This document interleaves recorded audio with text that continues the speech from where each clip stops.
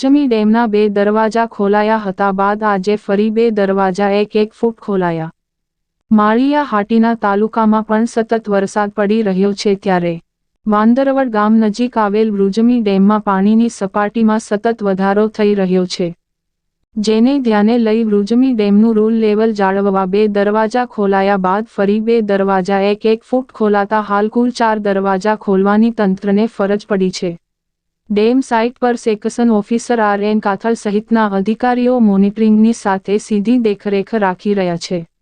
વૃજમી ડેમની નીચેના ગામો વાંદરવડ, દુધાળા, સરકડિયા, ઇટાળી, વડિયા, કડાયા, ધણેજ, સમઢિયાળા, ઝડકા સહિતના ગામોના સતત સંપર્કમાં રહી તંત્ર દ્વારા નદીના પટમાં ન જવા અને સાવચેત રહેવા સૂચનાઓ આપવામાં આવી રહી છે। રિપોર્ટ પ્રતાપ સિસોદિયા।